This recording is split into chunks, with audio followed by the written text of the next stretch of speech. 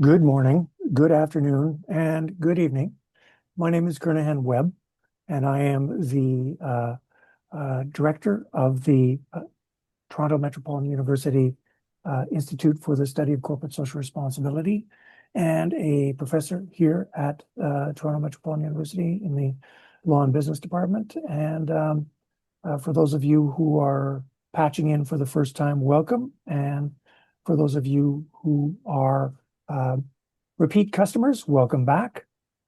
Today we have a very intriguing session ahead of us.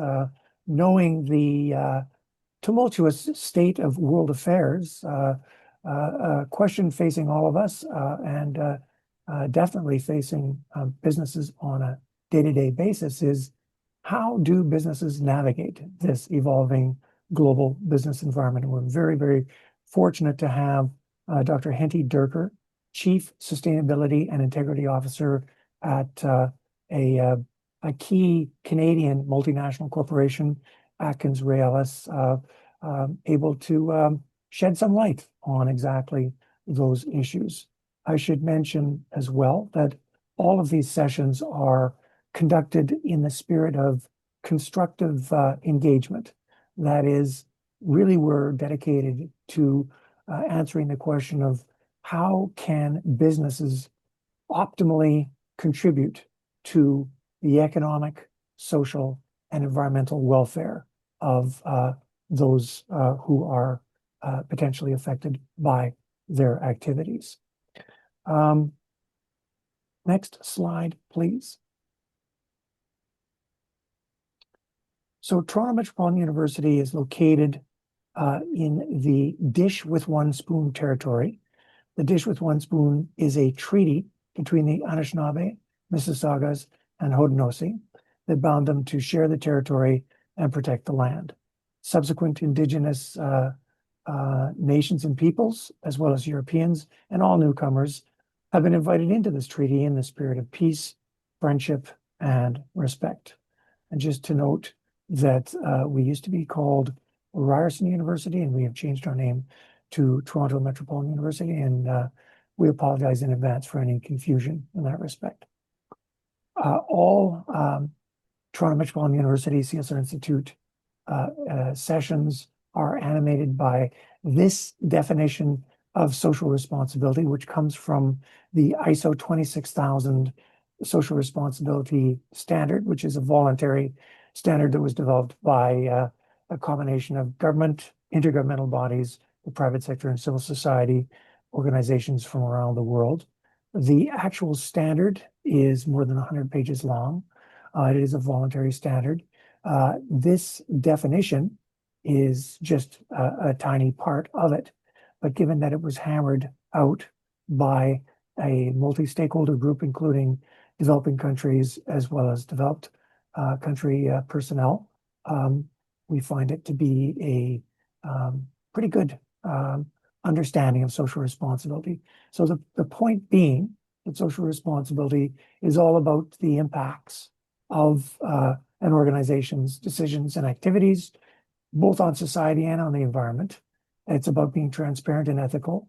It's about contributing to sustainable development being concerning about not only development for the current generations, but also for future generations, contributing to health and welfare of society, taking into account the expectations of stakeholders.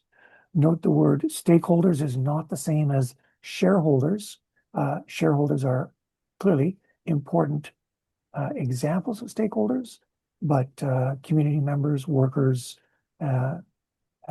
consumers, governments, and so on are all stakeholders, is in compliance with applicable law and consistent with international norms of behavior, and is integrated throughout the organization and practiced in its relationships.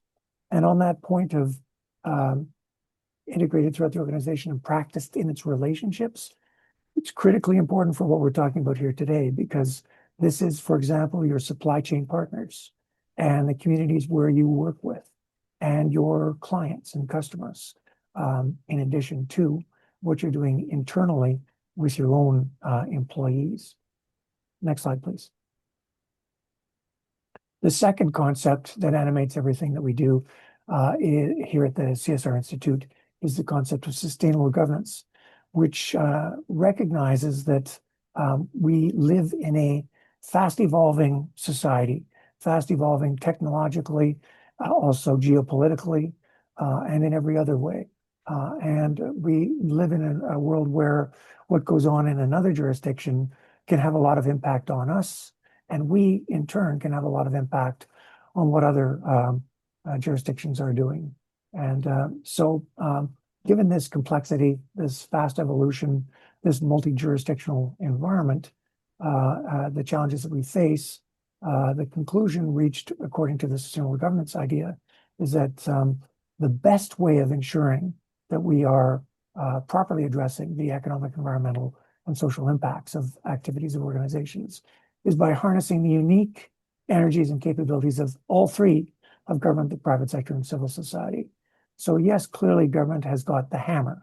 It has the ability to coercively require through legislation that we all comply with whatever it is that government wants.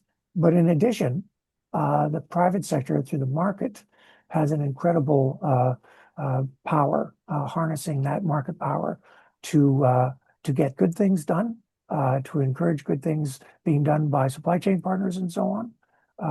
But also they can use that power through industry associations and standards and so on to discourage bad behavior of one sort or another. And then civil society, through their direct interactions with companies and governments and so on, as community members, as workers, as part of NGOs and so on, also have considerable power, I would call it normative power, to incentivize businesses to do the right thing and discourage them from doing the wrong thing. So oftentimes this involves collaboration among government, the private sector, and civil society, but it also involves, and this is important not to diminish, the important role played by rivalrous, check and balance, competitive elements. That oftentimes is what drives us to improve, and it drives us to innovate.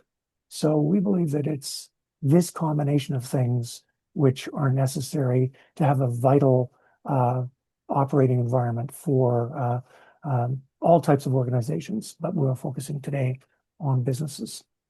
So underlying, next slide, please. Underlying sustainable governance is this idea that all three of government, the private sector, and civil society have got unique institutions, rule instruments, and processes, and their own unique actors, networks of actors around them that they can tap into and use in order to get good things done and to discourage bad things, as the case might be. Next slide, please.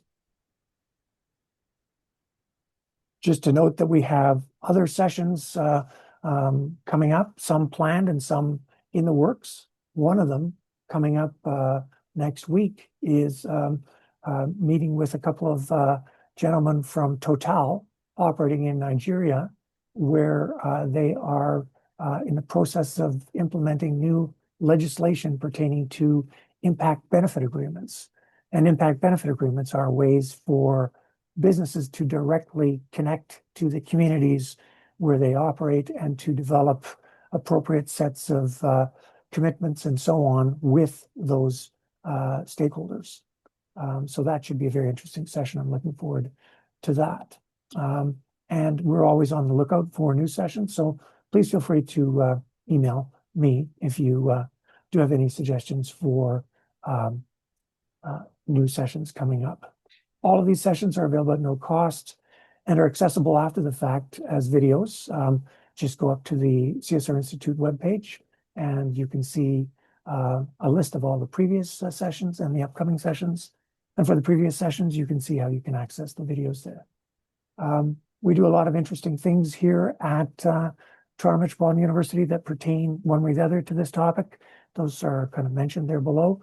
And I just encourage you, if you do have any questions, feel free to email me if you do have any further questions in that regard. Next slide, please. So we're very fortunate to have Hentie, who's a repeat guest to these CSR Institute sessions. His last session was excellent, and I know this one as well will be excellent. So he is now the Atkins-Raelis Chief Sustainability and Integrity Officer. In the past, as you can see there, he was occupying a similar position. We'll talk about the similarities and differences momentarily at Siemens Canada. And indeed, I'm sure that was one of the reasons why Atkins-Raelis hired him, was in order to benefit from his experience with Siemens in addressing these issues. A similarity that Siemens and Atkins-Raelis have is that both of them have had issues in the past with bribery and corruption, and have gone through very extensive exercises to address the limitations and weaknesses and put in place better systems, which is what we'll be talking about here. So we'll be talking more when we speak with Hentie in a second here about his unique career path leading to him being a sustainability and compliance officer, but it's a very interesting story. So we'll get around to that. But part of that story is visible here in the sense of he has degrees, master's and doctoral degrees in engineering and management. And love this quote. Integrity is a cornerstone of how we operate, from maintaining robust internal controls and integrating best practices into our operations to providing consistent ongoing training for employees. So we'll definitely be unpacking that superb, compact sort of description of what it is you do, Hentie. Next slide, please. So just a little bit of background on Atkins-Raelis. It was created by the combining of Atkins, FNG, and SNC-Lavalin. It is a company that is basically involved in engineering services and nuclear activities. Describes itself as creating sustainable solutions that connect people, data, and technology. I'm not going to read the rest of it there, but you can see it's quite a comprehensive statement, and quite a good statement in the sense of giving you an idea of the array of things that Atkins-Raelis does. And the next point, the fact that it operates in over 50 countries, over 37,000 employees, representing 130 plus nationalities, speaking 70 plus languages, is, I think, one of those key factors of multinational corporations, which really is one where I think a lot of people need to understand how is it exactly that when you operate in such different climates from one country to another, both from a temperature standpoint and a geo standpoint, but also economic, legal, governing. How is it that you, in one multinational form, can ensure comprehensive compliance on issues and integrity, given that diversity of employees, of workforces, and of operating environments? Again, that's the challenge facing multinationals, and Hentie is ideally positioned to talk about that. So as the next bullet says, geopolitical changes are introducing new, fragmented, or even conflicting regulations and policies across different jurisdictions, increasing compliance costs and the risk of non-compliance penalties. And that is indeed the operating environment we were just talking about. And then the final point, given its past history of governance issues, fraud and corruption charges and convictions and settlements and so on, when it was SNC-Lavalin, Atkins-Raelis faces heightened scrutiny to maintain a strong culture of integrity and responsible governance, especially when dealing with public sector contracts and third parties in politically sensitive environments. And indeed, much of the work of companies such as Atkins-Raelis are with public sector clients, and they represent their own unique challenges in their own right. So next slide, please. Just a final point, and that is we do have people patching in from, I know, as far off as South Asia and South America, as well as in Europe, and greatly appreciating you getting up at odd times of the day and night in order to patch in. So wherever it is you are, and we do have people from private sector, government, civil society organizations, academics, students, please feel free to email me with questions, and I will do my best to fold those in while we are having our chat. So with that, welcome, Hentie. Thanks, Gunnigan. I really appreciate the invitation and looking forward to the chat. Let us start, if you don't mind, with going back to the very beginning. And you really do have a very interesting story to tell. How is it that a little boy playing in a sandbox somewhere in South Africa looked up at his mom and dad and said, Mom, Dad, when I grow up, what I would like to be is the Chief Sustainability and Compliance Officer at a Canadian multinational corporation? I'm imagining that was not the thoughts and the first things that came to mind when you lifted your head up from your sandcastles and shovels and so on. But please do tell us that story. Sure. Yeah, and I'll keep to the high level. And speaking of high level, my aspiration always was to become a pilot. Luckily, I didn't go down that route because I get really air sick or motion sick. So I don't enjoy flying. So that might have been a good piece that didn't happen. I always wanted to become an engineer then after that. And I joined Siemens as a bursary student. They paid for my studies to study electronic engineering. Started working for them, worked on power stations. And one day I decided power stations are dirty and hot. And the sales guys that sell stuff seems to be enjoying it much better, and they can entertain customers and clients. I want to do that. And my advice always to people joining companies is make sure that you tell people what your aspirations are and where you want to go and what you want to do, because the more people that know that you want to make a change, the easier is it for them to think, oh, Hentie said he wants to move into sales and marketing. We've actually got a role for him. Let's try that. And that's how I got into sales and marketing. Worked with a lot of distribution agreements, distributors, OEM networks within South Africa. And then the Siemens scandal broke, and they were looking for a project manager to project manage the implementation of a compliance system within the Southern African region. And they tapped me on the shoulder and said, hey, are you interested in that? And I said, great. And I started doing that. I really love the corporate kind of overview that you have in a company, because suddenly you see everything. Fast forward a couple of years, I wanted to move out of South Africa. And again, people knew, and there was a slot open in Canada for Siemens as their regional compliance officer. And I came over, and Siemens brought me over to Canada to become the regional compliance officer, which I really enjoyed. I stayed there for a couple of years. Siemens did work for SNC-Lavalin back in the day. The SNC-Lavalin scandal broke. I phoned up SNC-Lavalin and said, hey, can I speak to your compliance officer? Which at that point they didn't have one. But started to speak to their head of internal audit and HR and try to see, what are they doing to change the culture and implement a program to make sure that from a Siemens perspective we don't get dragged into this scandal. Again, fast forward a couple of years, SNC-Lavalin then contacted me and say, hey, do you want to become our chief compliance officer for the company? And from a career development perspective, I always wanted to work at a headquarters.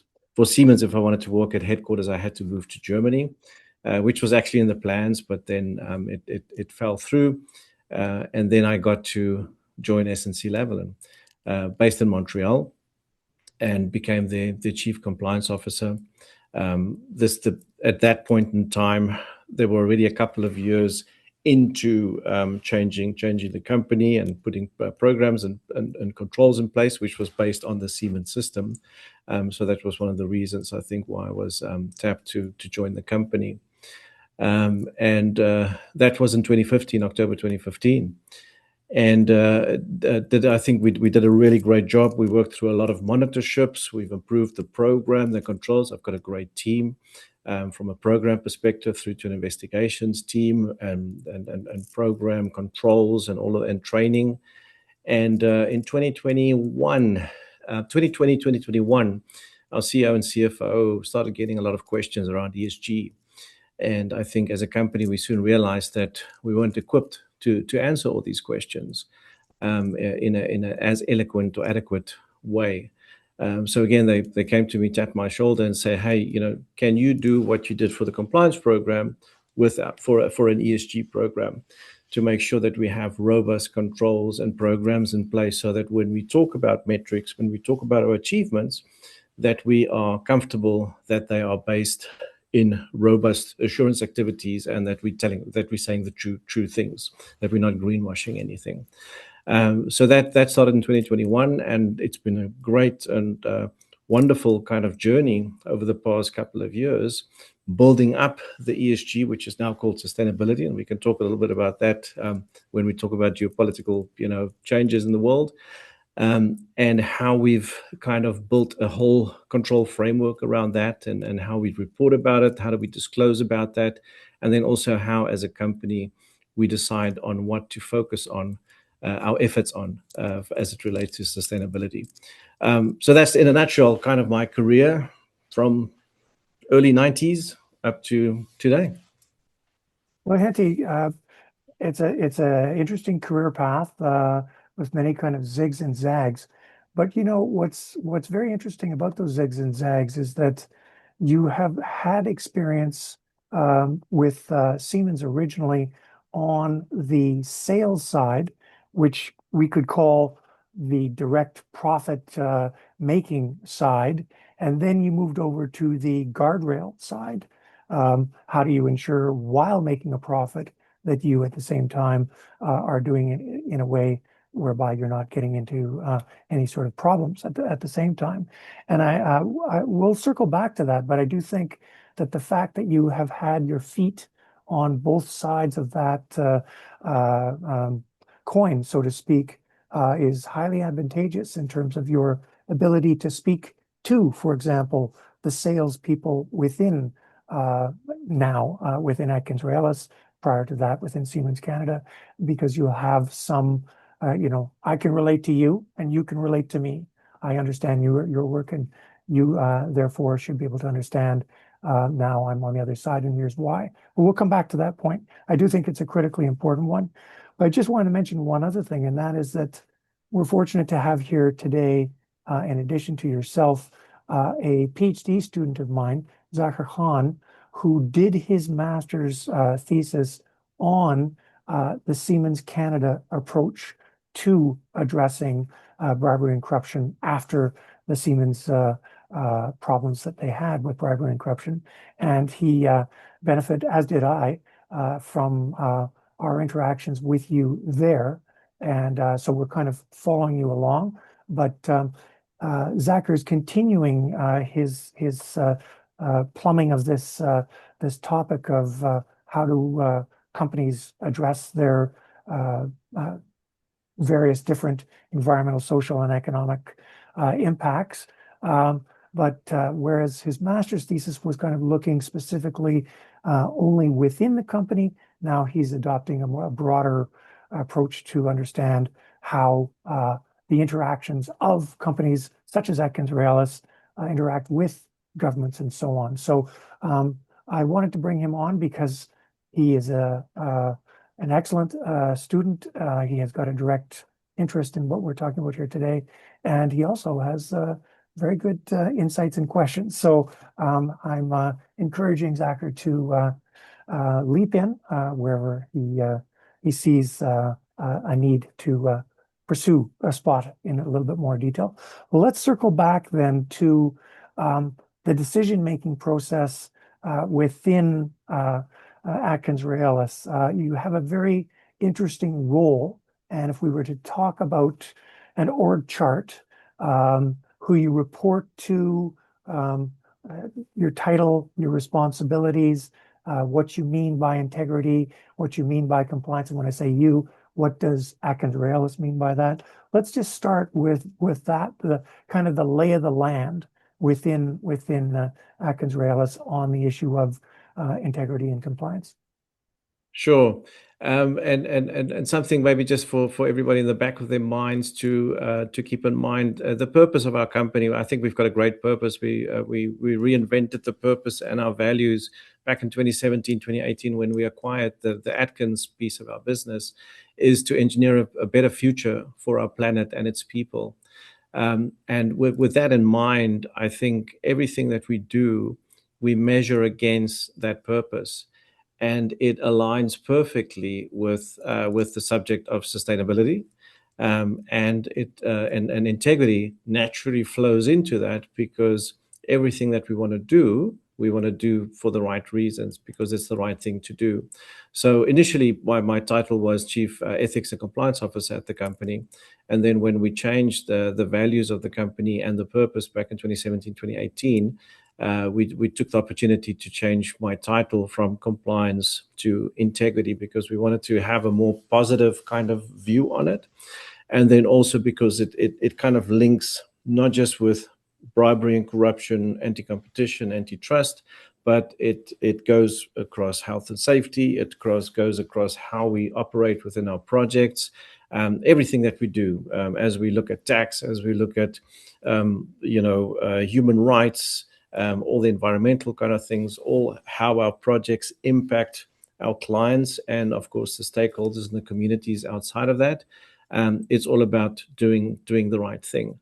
So I think it's been really great to, over the years, work with our business, with our risk function, to make sure that we build into and not have separate kind of processes, but build into the existing systems that we have when we do bid on a project, when we do go through our bidding stages, approval process, that we think about things not just through an integrity lens, not just through a sustainability lens, but also through a purpose lens, so to say.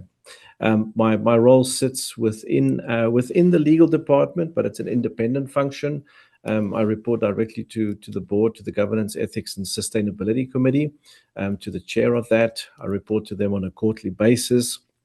I have in-camera sessions with the committee as well, and my reporting includes not just integrity but also sustainability. And then on an annual basis, I do an annual sustainability strategic report to the whole board, to kind of give an overview of what we've achieved over the year and what we are going to focus on in the upcoming year. Excellent. Couple of things just to follow up on that. One is this the in-camera sessions with the board. That has a very specific purpose. The purpose of that being in camera, and just to be clear, which means it's just you and the board. It's no one else. So you can potentially say things that you wouldn't say in front of others, that sort of thing. But that strikes me as being a very key process innovation that you have in terms of the decision-making process within Atkins Realis on compliance integrity issues. So can you just expand a little bit on that? Sure. I think the whole idea around the in-camera sessions, exactly as you say, is to be able to have those frank discussions with the board without any of the company management involved. So the secretary, the CEO, who's part of the board, they leave the meeting, and it's really to help support a chief compliance officer, chief integrity officer, as it relates to their independence for the company, so they can't be bullied or manipulated by management in order to say or to agree to things that they feel that they don't have to.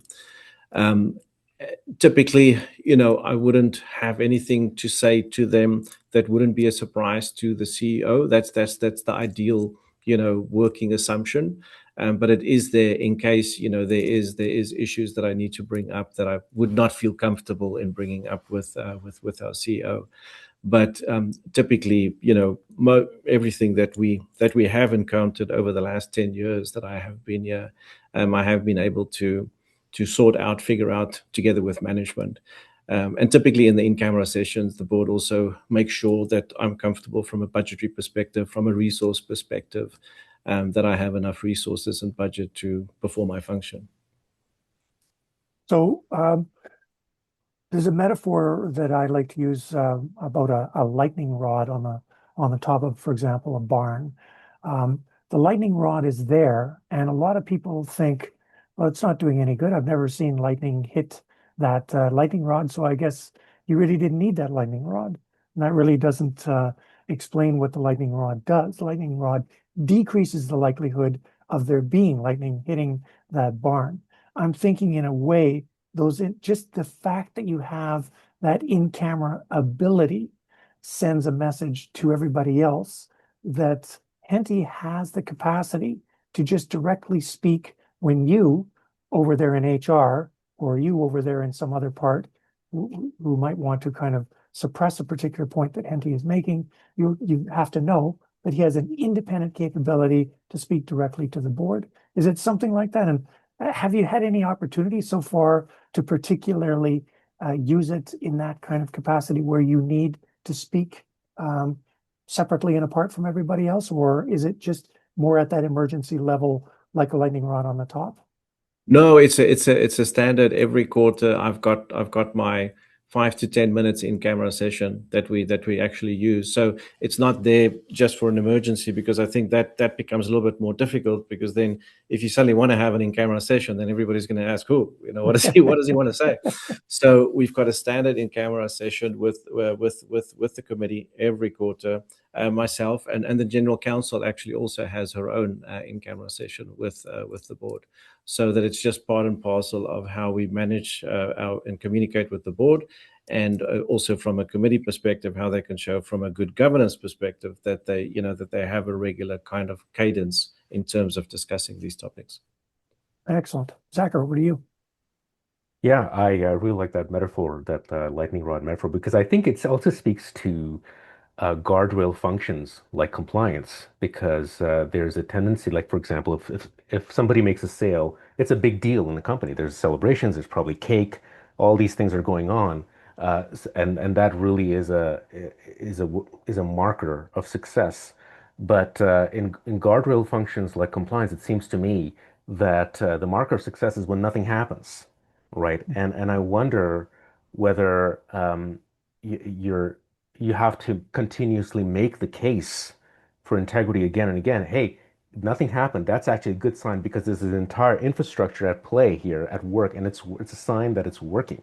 So that's one question I wanted to pose to you. The other question is that when you compare, I really like the shift when you're talking about, and it was very deliberate, between from compliance and then towards integrity. And I wonder, compared to your Siemens days, when now you're a head office and you're having these conversations, but now you're speaking the language of integrity, did you notice anything different with respect to how the message is delivered, and also how the message is received? Sure. So on the second one first, we did see a difference.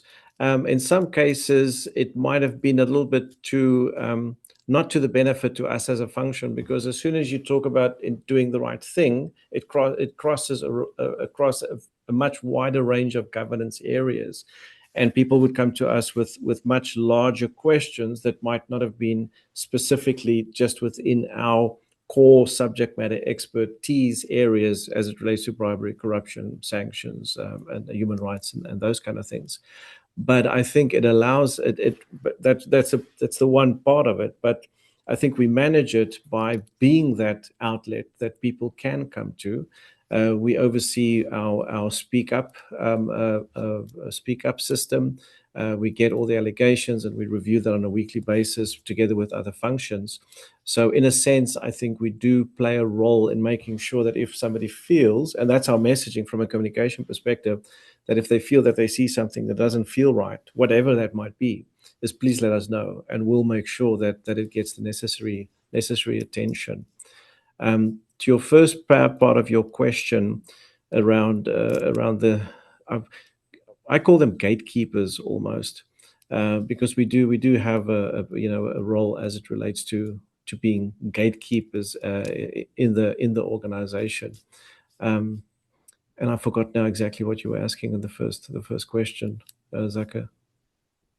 Don't go ahead, Tucker. Well, it's the difference between the dynamics in a sales environment versus a compliance environment. Because in the sales environment, suppose you landed a big deal, there's a big deal. You know, there's cake, there's Yes. ribbons, there's all this stuff. Oh, to And make the that, case. Yes, yeah, exactly. Yeah, to yeah. make the case of it. I think, when everything goes well, if everything goes right, people tend to think, okay, but why do we need you until something goes wrong, and then you can't do your investigation quick enough in order to get to that. So, yes, I think it's an ongoing discussion that we always have, specifically within this organization now, because we've been at it for more than 13 years. Is that just because everything is going right doesn't mean we suddenly need only half amount of people. And our board has been actually really proactive around that, is to make sure that even post monitorships and all those things, that we don't suddenly have a knee-jerk reaction and say, oh, everything's going right, so we don't need an integrity function anymore. Actually, on the contrary, we're working a lot harder, especially on the communication and training side, because we are growing at such a great pace. And if you look at our share price, it's exponentially been growing because the company's been doing so well. So it just ups the ante for us in terms of making sure that all the new people coming on board, new markets where we might be going into, that we do equip our people to not forget about, hey, there's bad people out there. They're going to try and get or manipulate you when you go to a specific country or try to do a specific kind of transaction. And that's why it's so important that we are there as a team. So I've never had that problem. I think management understands that. But sometimes you do get the comments, right, that, oh, everything's going right. So, do we still need this policy, or do we still need this control? Yeah, actually we do, because that's what's keeping us safe. And some people want to play Jenga with Yeah, compliance and exactly, integrity. exactly. Well, we'll talk more about this later, but the role of external bodies are very important to any company. External bodies covers obviously the entire gamut, from competitors, peers, through to communities, through to NGOs and governments, and so on. But I'm thinking. For example, I know that Atkins Relis has received a very good thumbs up from Ethisphere, which is an external organization that essentially does some form of evaluation. You can unpack exactly what that evaluation is, but do you use that as the equivalent cake ceremony within the company to kind of show, we're getting not only positive news from the sales department, but positive news from those who are reviewing our guardrails? I think that's one of them, and I'll tell you why in a minute. So the Ethisphere verification is something that we wanted an external kind of verifier, especially post the things that happened in the past. And we had independent monitors for quite a long time, which kind of gave us that independent review, but that came to an end a couple of years ago already. So we wanted to continue with having some sort of external view verification that, hey, what you are doing, you're actually doing a great job, and it's being tagged and viewed and benchmarked against the world's most ethical companies that Ethisphere does. And it's quite a robust process that they go through. It takes more than 3 months, going through all our documents, speaking to a lot of people, including board members, to understand exactly the governance around the integrity program, and how the board thinks about it, and how management thinks about it, and how employees sees it. So that's one part of it, and that's something that we would continue going forward, have some sort of external assurance every couple of years. The other piece, what makes us comfortable, is an employee engagement survey that we do on an annual basis, because the success of an integrity or compliance program pretty much lies in the hands of the employees on how easily they speak up, how safe they feel in being able to speak up when they see things. So our employee engagement survey that we do every year, we focus on a couple of specific questions as it relates to, do you feel safe to speak up? Do you even know that there is a speak up line that you can use? And do you think, or do you fear retaliation when you speak up? And we kind of measure that, and we link that to our incentive bonus structure for our management to make sure that something that we started years ago was expecting our managers to talk personally about integrity matters. And we even threw in sustainability in there at some point as well, because we find that as soon as a manager makes himself vulnerable, talk about personal experiences, people see that and they can more easily speak back to their manager or say, hey, now that you mentioned that, I saw that somewhere over there. Was that the right thing to do? So really focusing on showing managers as vulnerable increases the trust really between employees and managers, and which makes for a safer speak up culture, which we then measure through this engagement survey, which has really been helpful. So those are the two key areas that we keep focusing on to make sure that there isn't any issues that we're not aware of, or specific regions or managers in a specific region where it might not be looking as good, that we can start asking the questions, why is that? Is it the manager, or is it just us not equipping the managers good enough? Is the employees not receiving enough communication? And then kind of following up on that. You have your rules, which is the compliance side of what it is you do. You've got your policies on bribery and corruption and ethics and that sort of thing. And then you've got the integrity side of things. I'm just going to drill down a little bit on the integrity side of things in the sense of there are situations where you could not, anyone in Atkins Realis or you individually could not have anticipated this or that particular scenario happening. And since you don't have a rule on it, then the employee, perhaps just on the spot, is put into the position of, what do I do? What do I do when there isn't a precise rule? And my thought was, and this is why I want to hear you out on this, is that one of the areas where the values integrity side of it becomes critically important, because that is there to guide in the space between where you do have a specific rule. When you see this, do this. But what about those situations where you don't have a specific rule like that? Is that where part of the way in which integrity plays a role? Yeah, absolutely. We've got a short short bullet point kind of questions that we get employees that they can kind of ask themselves if they come into a situation. And I know the integrity office of Rio Tinto here in Montreal as well, and they recently rolled out their own principles as well that they gave to their employees. If you do get into a situation and you're really unsure, post you looking at the policies and procedures, if you kind of answer these questions for yourself, and you feel it's still the right thing to do, then go ahead and do it, because that means nobody's afterwards going to come and say you did something intentionally wrong.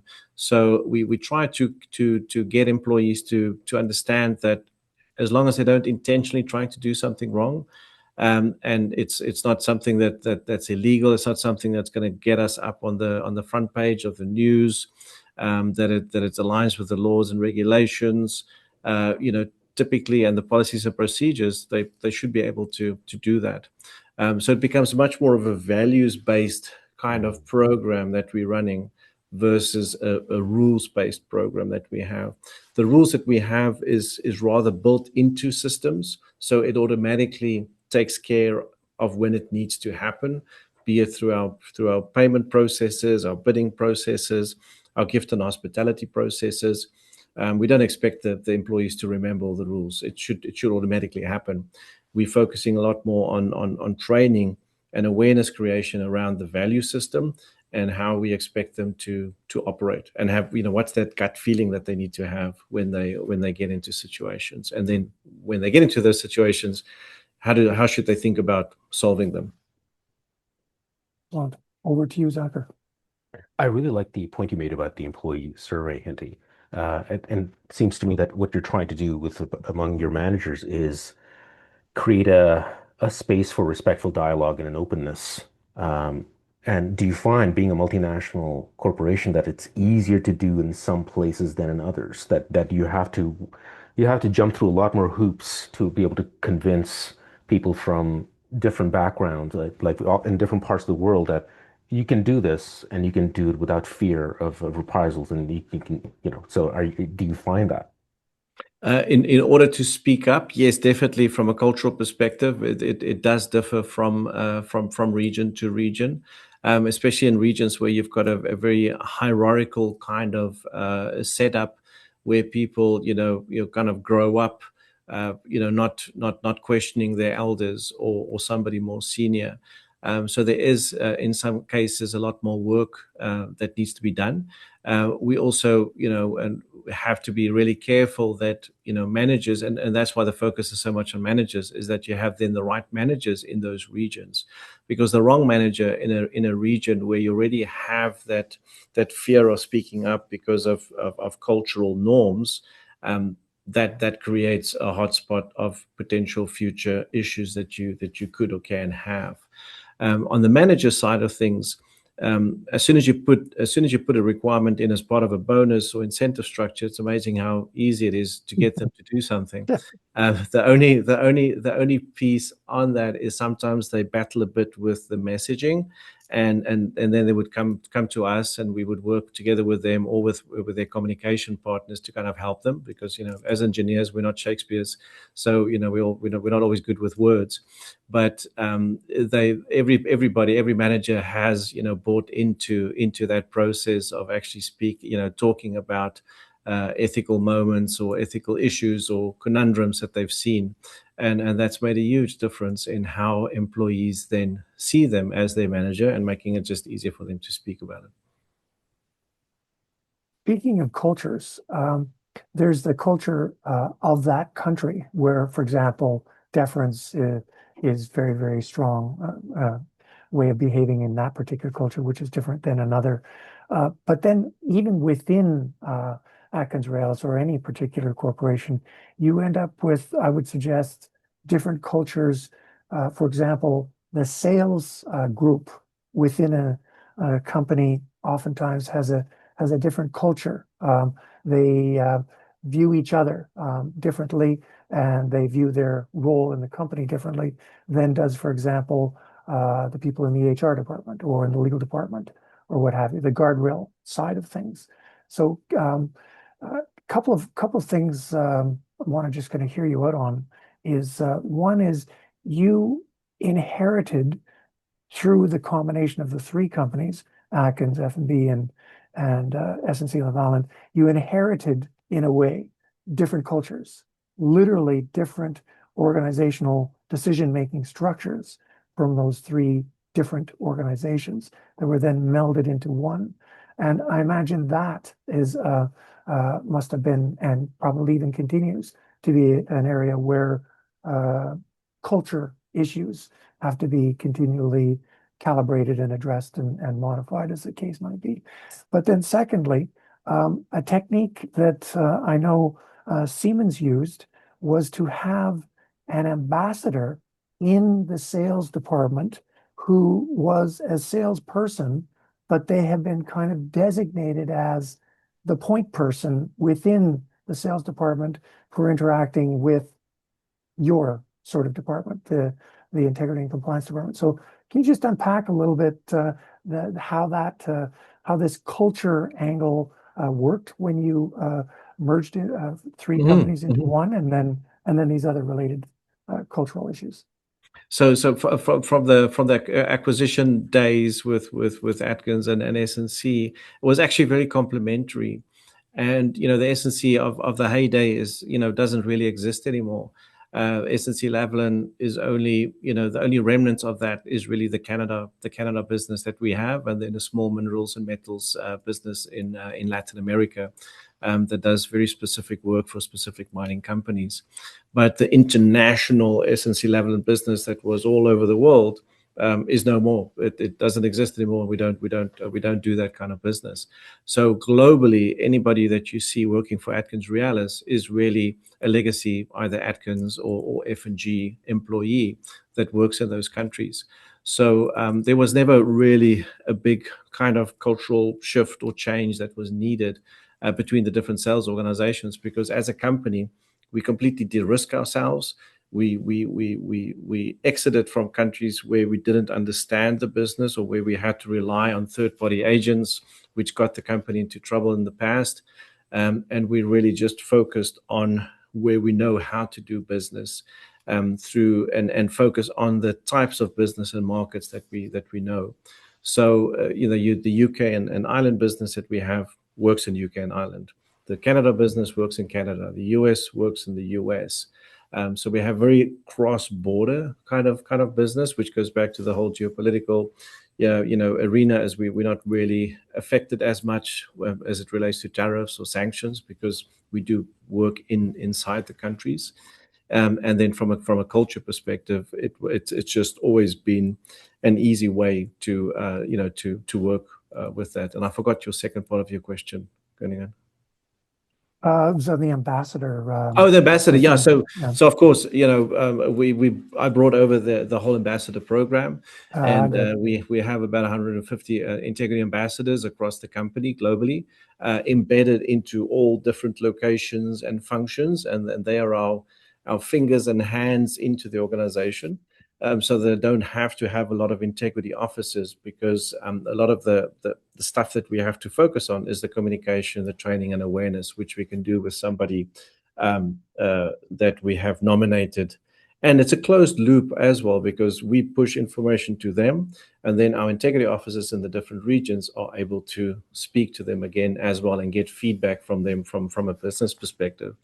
And on the sustainability side, we took a similar kind of approach that for each, because of corporate sustainability focused on the strategy and reporting, but we need to work with each region. So for each region, we kind of appointed a lead, which is kind of an ambassador from a sustainability perspective, because they've got a day job.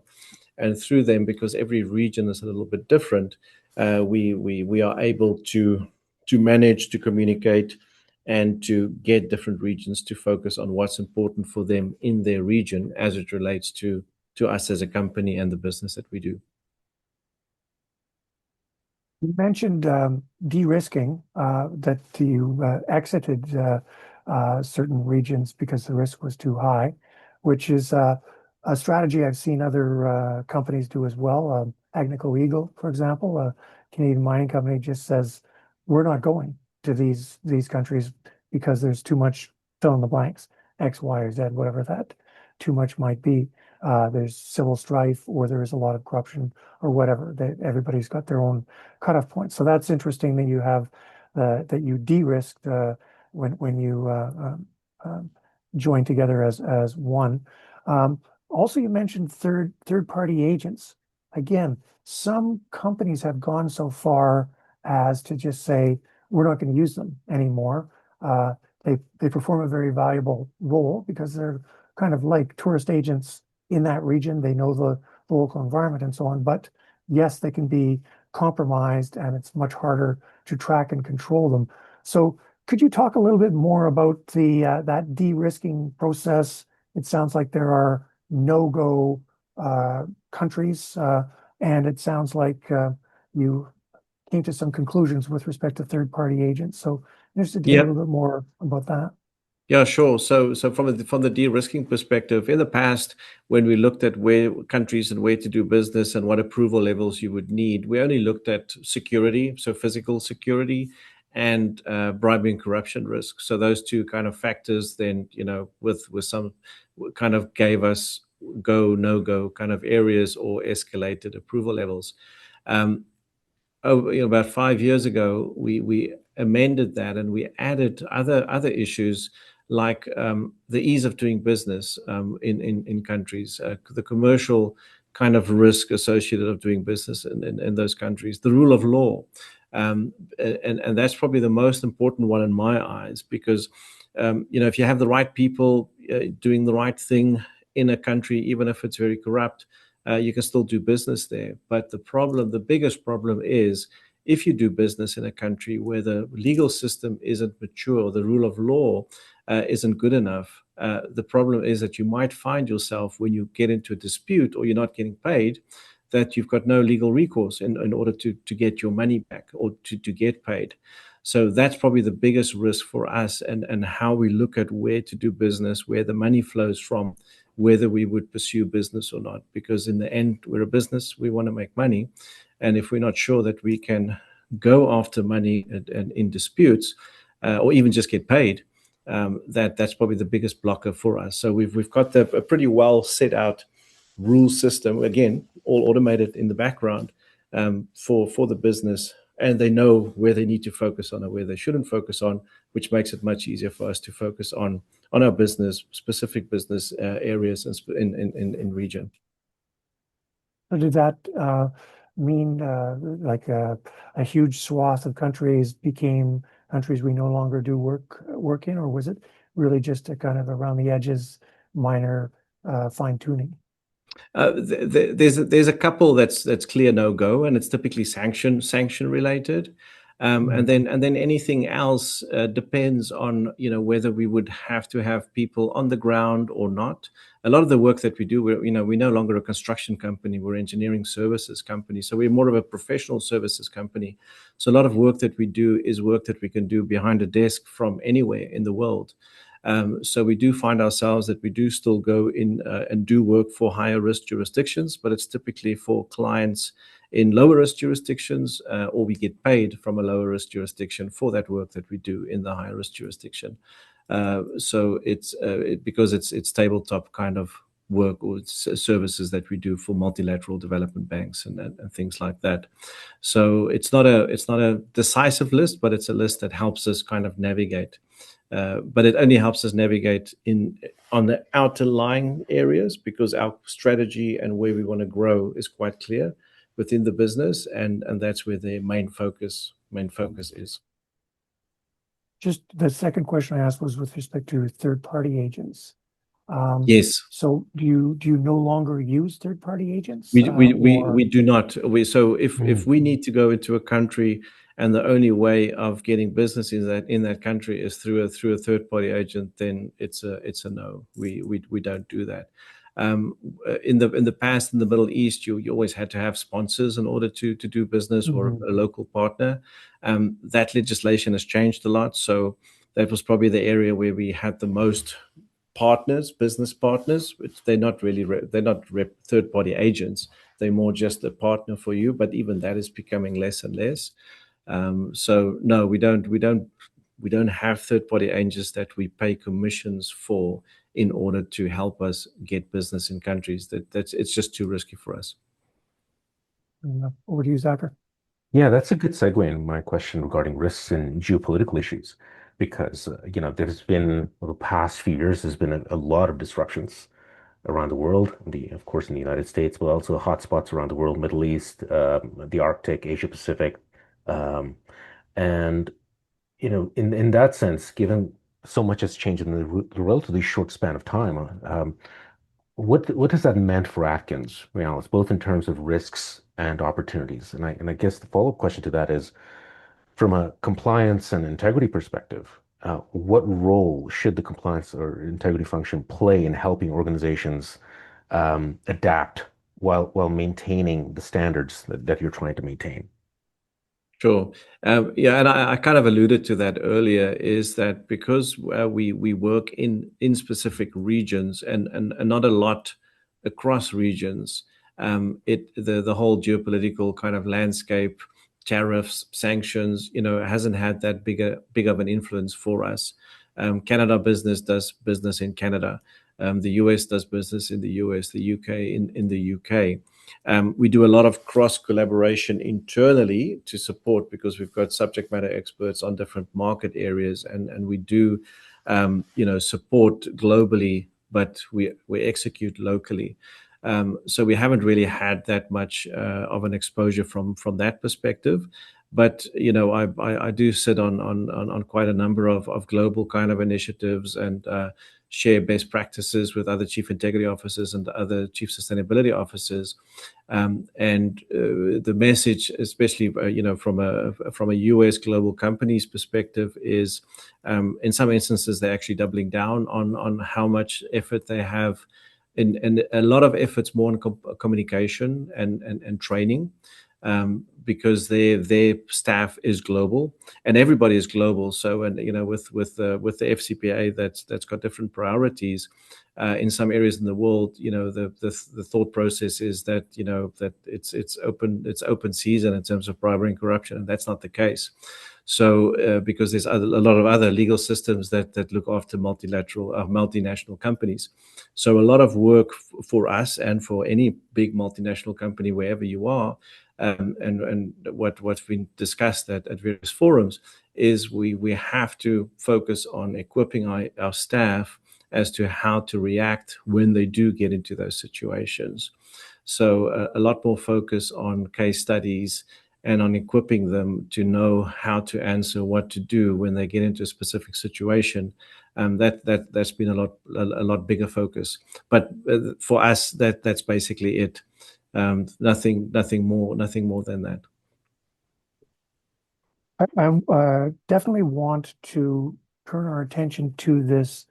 I'm going to call it the broader ecosystem in which regulatory ecosystem in which you operate, you and all companies operate, in a moment. But first, maybe you could just unpack a little bit the the world in which AtkinsRéalis lives in is one where your main likely partners are going to be either development banks, I would suggest, the World Bank or equivalent regional versions, or governments.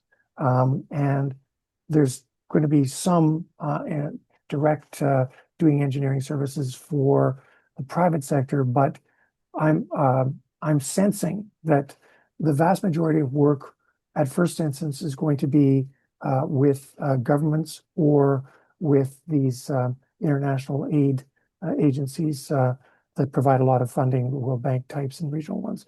But is that correct? Do I have that correct in terms of the... only partially. I think the most of our work comes from government and public organizations globally. The multilateral development bank, international, those things are 0.0001% Really? of our business. It's not a lot that we do with them. Our biggest work is with the governments within the different countries where we kind of operate. Of course, there are private clients as well. But the majority of our work is within the various countries. The US, it's more on state level, but there is some federal work as well. In Canada, we're working on quite a lot of these big federal projects that's coming out, and again also on municipal and regional, provincial level. The UK a lot is governmental kind of work, and the Middle East by design is mostly governmental kind of. We see it as governmental kind of work in the various regions. Just a little bit of elaboration on that.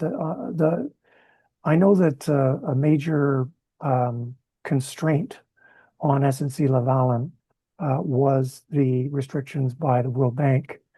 You were not allowed as SNC-Lavalin to engage in contracts with them.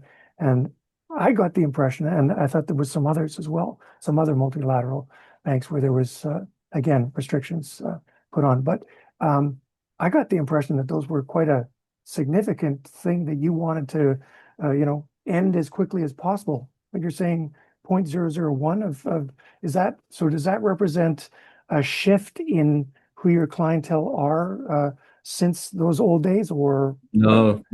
Yeah, it's an interesting story, because when we did agree when SNC-Lavalin back in the day agreed with the World Bank to sign on to the debarment agreement, because we weren't sanctioned, they decided let's sign this together. it was, I think it was 1 or 2% of the then S&C level and turnover that we did related to multilateral development bank kind of work. So it wasn't very big. So I think that was also why, as a company, the decision was made. It's not a lot of, it doesn't make a big percentage out. Let's show that we want to make a change, because the company did want to make a change, and they wanted to show how serious they was with that. So the then CEO with the World Bank signed on to that debarment agreement. Why we wanted it to end quicker, and we did get early release after 8 years back in I think it was 2018 or something like that, or 2019, was because reputationally, having hundreds of legal entities on a debarment list on the World Wide Web, and as companies matured in terms of their due diligence processes, it became more and more of an issue to kind of keep on explaining, yes, we're on those lists, but this happened, 10 years ago. We're a reformed company. You should actually be, we're the best company to kind of deal with. So it was more a managerial time and effort to kind of keep on explaining, and reputationally having to spend time on it, rather than having an impact, on the bottom line. Well, that's an excellent point. And one I think we should all keep in mind is that a seemingly small sting in the form of what contracts you can go to is not necessarily the most important part of that debarment process. It is the reputational damage which spreads far beyond the immediate amount of work you're going to do, because it's almost like having a mark on your forehead that you always have to explain before you get around to doing anything else. Oh yeah, that was from before. We don't do that anymore. And Yeah, especially in the consulting environment, and again, Siemens to a lesser respect, because they had great products. It's the Rolls Royce of products, so people wanted the best, so they kept on buying the best. Within the consulting or professional services kind of sphere, it becomes a reputation is everything. So it becomes a much bigger kind of a thing that you have to kind of drag together with you, into the future. Well, our conversation is naturally going in this direction anyway, so this fits very well with that. Let's talk about that external operating environment, which is constantly changing, and that's just a reality of business in the 21st century. But I see you in your activities. You're involved, for example, in the OECD work, just to be clear to everybody around, Organization for Economic Cooperation and Development, which is a bringing together of normally quite wealthy countries that have signed a treaty dealing with bribery and corruption, but also are doing sort of ongoing work to ensure that countries are meeting their treaty obligations and so on. So I know that there's a business industry advisory committee of OECD, and I understand that you're playing a part there. Then there's the United Nations, and they've got their Global Compact, which has got the anti-bribery element, and that's another kind of a forum where you could be playing a role, or perhaps are playing a particular role. Then within Canada, you've mentioned, your conversations with Rio Tinto and other partners, others in similar, doing similar work in other companies. So you've got those different multi-level external bodies that you're dealing with. And then you have, for example, extremely influential governments like the United States government, which has taken a somewhat a step back, I guess we could say, and I'll leave it just ambiguous with respect to its FCPA, Foreign Corrupt Practices Act, and the pause on American companies and so on. So the sort of different treatment. Let's go easy on the American companies and that sort of thing. How are these sorts of external factors playing on your role and what AtkinsRéalis does in terms of addressing these issues? So the short answer is it hasn't changed anything as it relates to how we operate. And the funny story is, in most cases, if you speak to any leading company that takes ethics and compliance seriously and sees that as a focus area to be as a sustainable project a customer as or a company as possible, they haven't deviated from their compliance programs.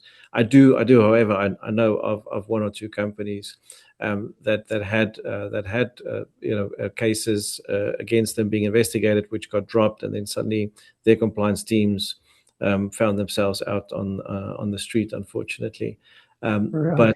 in most all the companies that I've interacted with, as you said, I'm co-chair at the BIAC, the business at OECD, Integrity and Anti-Corruption Activity, and at the OECD itself, there's an anti-corruption leaders hub that they created a number of years ago, which we meet every March.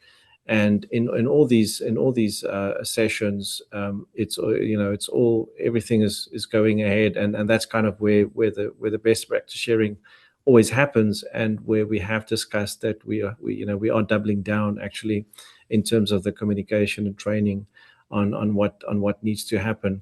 There has been a lot of good work that has come out of some of these organizations as well, a lot of white papers and policy papers reminding business why it's important not to forget, or to, that compliance and ethics and compliance programs and integrity officers are important within their companies, that to kind of help companies that do struggle in making that point, to help them with that.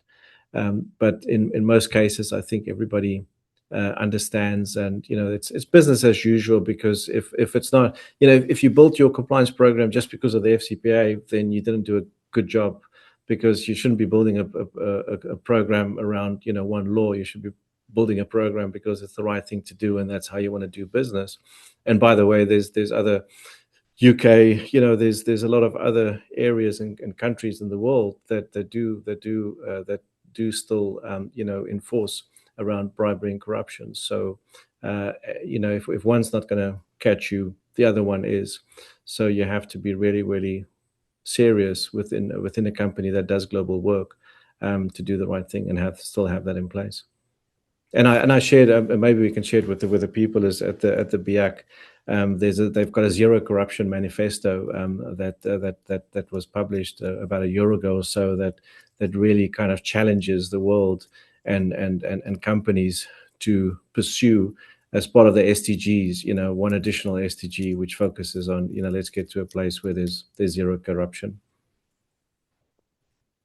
Very interesting that you would see some companies that the minute they were not kind of directly under the thumb of investigation or enforcement action, be that pursuant to the US FCPA or otherwise, would immediately just sort of drop their compliance department, because I appreciate that. I think the vast majority of companies start from the proposition, let's just comply with the law. It's the simplest, easiest thing for us to do in terms of maintaining our license to operate at a very practical level. But I'm kind of it really shows that there is another set of companies, and those are the not very good companies, that the instant you take the pressure away from them, they will behave that way. And people do talk in the compliance world about how you have to have different, and when I say compliance world, the government enforcement compliance world, how you have to have a different approach for your laggards than you do for example, your leaders, and your with the work that you're doing, best practices and signing manifestos and so on. That's on the other side of that hill, so to speak. But it is fascinating to hear how there'd be an immediate impact like that. And I know there's Zacher's got a question, and Zacher, I'm going to get to you in a second here. But if we could talk for a second about how the nature of bribery and corruption as a regulated activity has changed in the sense of it used to be the US show. And everybody else, all other countries were way down, way down in terms of the amount of attention they're addressing to that issue. But largely because of the United States insisting that there be a treaties, OECD and otherwise, you saw UK, France, Canada to some extent kind of pull up their socks. And yes, I take your point that now, even when the United States pulls back, there are other governments that have not pulled back. And so that continued signaling of this is unacceptable activity carries on.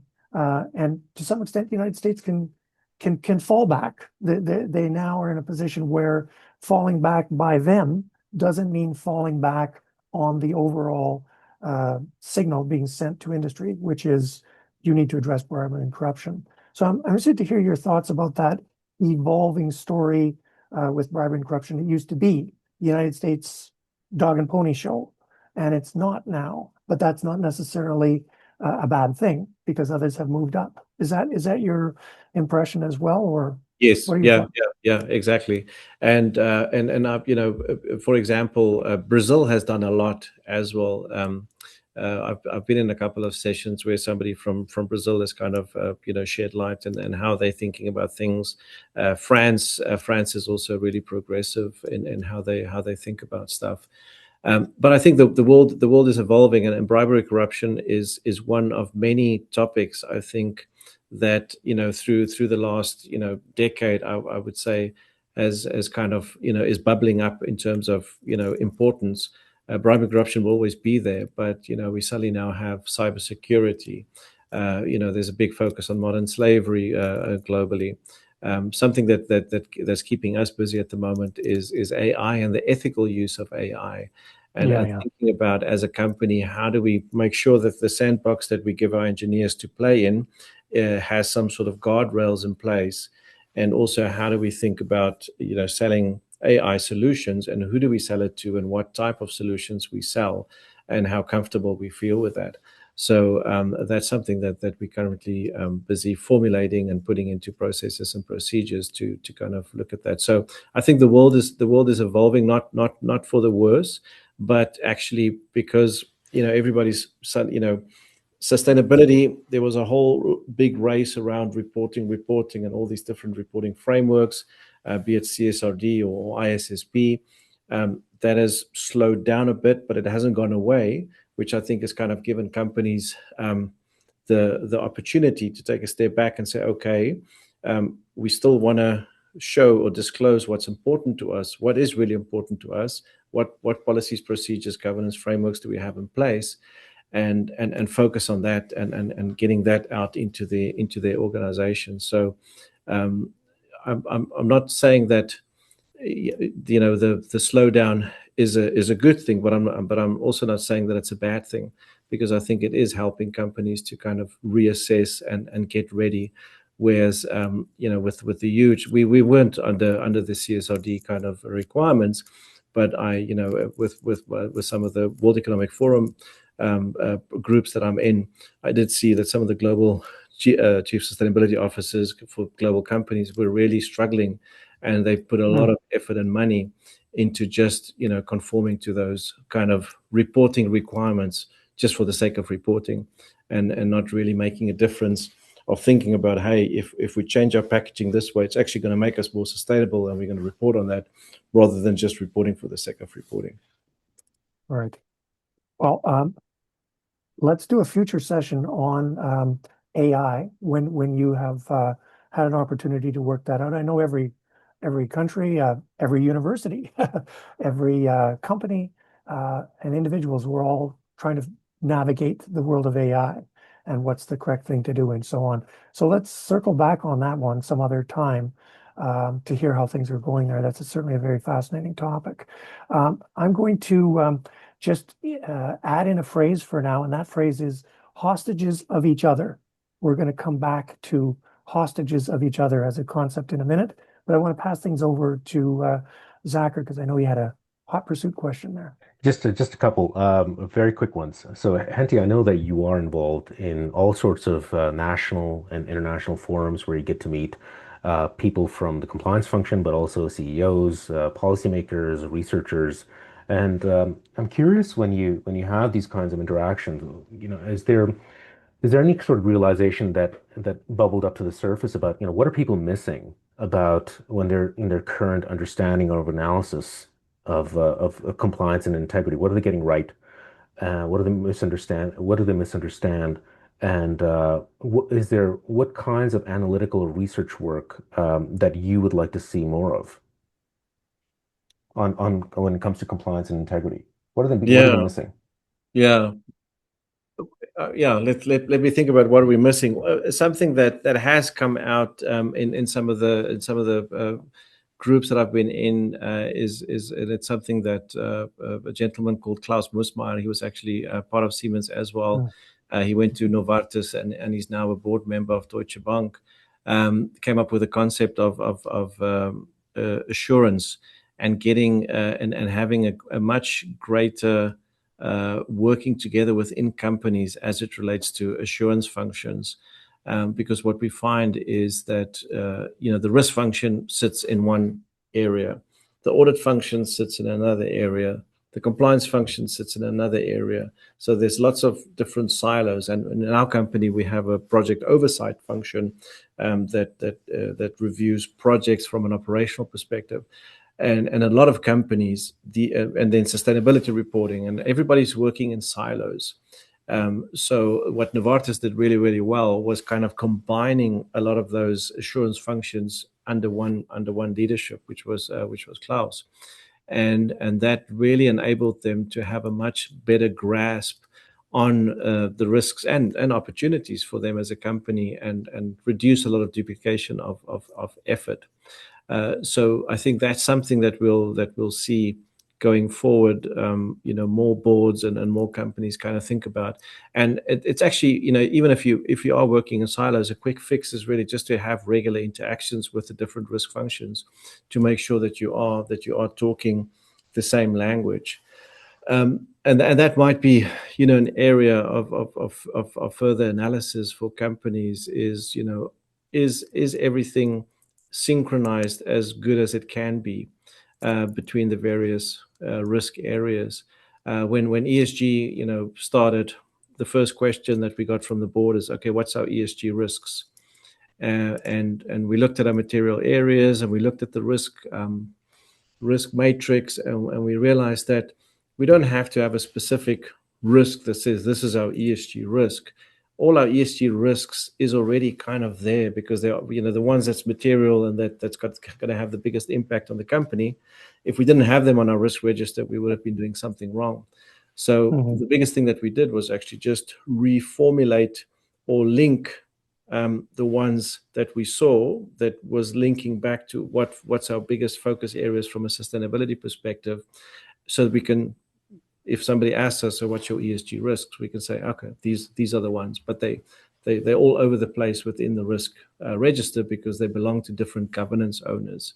So I think, from a compliance perspective, ethics compliance perspective, the code of conduct, that companies have as a function, we are the gatekeeper for that document, but we don't own the document in terms of all content, because you've got different governance owners. You've got HR, you've got security, IT security, you've got physical security, you've got various aspects of the company that talks in the code of conduct. This is how we expect our employees to behave. So I'm not sure that in all companies that kind of consensus or close working relationship between those various governance owners is always as it should be and where it should be. Final question. My apologies, personally, but I have to ask this one. Do you worry, Henty, about, because you are now in a senior position at a Canadian multinational, and when you look at, do you worry about the talent pipeline when it comes to compliance and integrity? Because there are some functions where it's a very clean escalator, right? Whether you're talking about law or accounting or anything like that, it's very, very clear. You come in, this is what you learn, and you come out, and these are the positions you get hired in. And of course, compliance is going to be different industry to industry, from company to company. But when you're thinking about the next generation of compliance leaders? Is that talent pipeline something you worry about? Are companies and universities producing the kinds of people that you would feel comfortable? Yeah, you know what? I'm ready to hand over my responsibilities to this new crop of professionals. Yes, 10 years ago I would have said no, but nowadays there's it's much easier to find a compliance officer, or in any part of the world actually, that understands ethics and compliance programs, understands the laws, understands what a program looks like, because I think there's a lot more companies globally that kind of have implemented that over the past decade.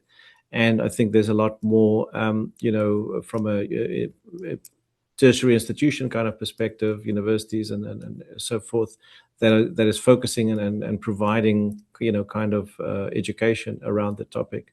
So yeah, it's much easier nowadays. 10 years ago, it was really really difficult to find people. Now it's not becoming commoditized. I think there's still it's still subject matter experts, but there's a lot more out there that you can choose from. Well, certainly, we're trying to do our bit here at Yes, Toronto yeah, Metropolitan exactly. University, but it is also the case that there's the engineering stream, there's the law stream, there's the accounting stream, and I do think that no matter which stream you happen to come up of those three, and there are others, HR stream, for example, now as part of the education side of things back at universities, there is a compliance integrity component built into a lot of those, however inadequate it might be. But Hmm. that's a change from where it's been in the past.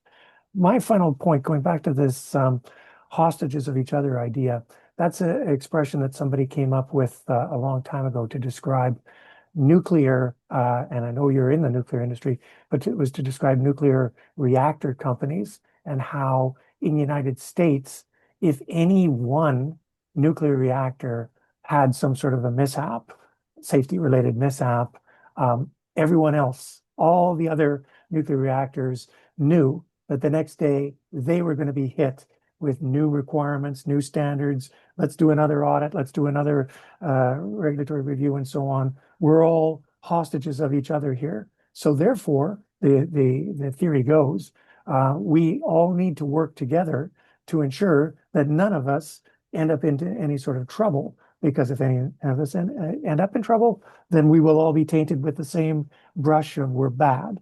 So I mentioned that in light of your comment that you had some companies in the United States that you knew of, that the minute they were not the subject of compliance investigations and so on, they just dropped their entire grouping of people within the company that were responsible for that issue.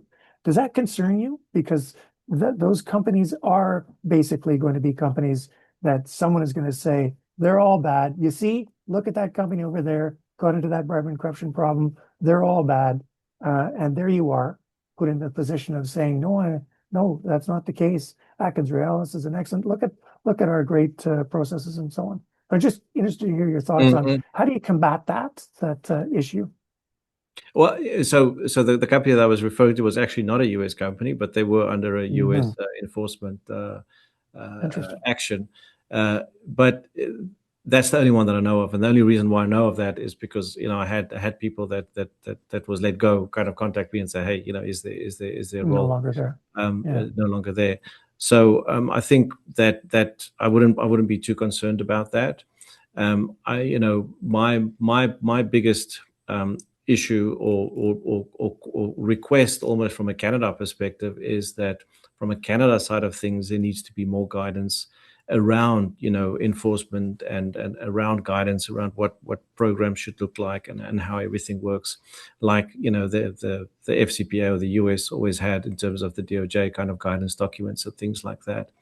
I think Canada is a bit of a laggard, and I've said this public, and I don't mind saying it publicly because I think, yes, there was enforcement around the then SNC-11 back in the day, but surely there must have been others as well, but we haven't seen enough. So if you don't see enough enforcement, if you don't see enough remediation agreements, companies can't learn out of that, and I think companies want that guidance in order to be able to have a clear route of, if something does happen, what do we do? How do we do? How do we defend this? How does everything kind of work? So, and some of the other countries, up to Brazil, great example of how they've kind of, from an enforcement perspective, start working with companies, explaining to them what's expected, and just having a much closer kind of relationship, which we don't see enough of, I think, in Canada, unfortunately. Well, I think that's a terrific point. And maybe just to connect things, to wrap things up here, I see, and I know I'm not alone in saying this, that there could be a very considerable positive role that could be played by AI systems to assist in companies in identifying where are problems and issues and so on. That's one thing that AI can do. I'm wondering whether or not you feel as if as the Canadian government with partners were to invest in developing tools, AI-related tools, to assist companies in meeting their compliance obligations, bribery and corruption, and beyond. But these would not be, I know that already you probably have people knocking on your door every day from, Price Waterhouse and so on, offering you that. But this would be something that would be developed with, for example, the Canadian government, working with Canadian companies, working with NGOs like Transparency International and so on, Transparency International Canada, to develop those sorts of tools. Would that be the sort of thing, sort of part of that active presence of the Canadian government, in addition to enforcement actions and other things that you'd be supportive of, that sort of thing? I think so, yeah, and probably more so for the small and medium kind of enterprises, because in Canada there's a lot of them. Something that comes to mind is all the junior mining companies in Canada is a hotspot for mining companies. They operate in really risky regions, so that would be beneficial for everybody as it relates to that. Well, let's see if we can work on that, developing some sort of a Canadian group, combining the unique capabilities of government, the private sector, and civil society. Be good to just have a talk shop like that anyway, virtual talk shop, to share ideas and insights as we deal with this constantly changing environment. But for today, let me just say, on behalf of Toronto Metropolitan University and specifically the CSR Institute, my thanks for you taking the time. And I'd also like to thank Zacher for his excellent questions. For everybody out there, this is the caliber of people who are in that supply chain, very capable, very insightful, who are doing work in this area. So thank you, Zacher, also for your questions. But Hentie, thank you, Hentie. Specifically, thank you so much for taking the time. Looking forward to doing this down the line. No, super. Thank you very much, Ken. Again, thanks so much, Zacher. It's always great to kind of have a discussion, and I always come away with some ideas as well. So appreciate that. Much appreciated. Thank you. I should have mentioned that I am a member of Transparency International, their legal committee. I should have mentioned that, but I'm mentioning it now. So you know what they say, disclosure is very important. But there we are. Now, at least I'm saying it now. Anyway, have a good rest of January and best of luck for the rest of the year. All the best. Super. Thank you. Bye-bye.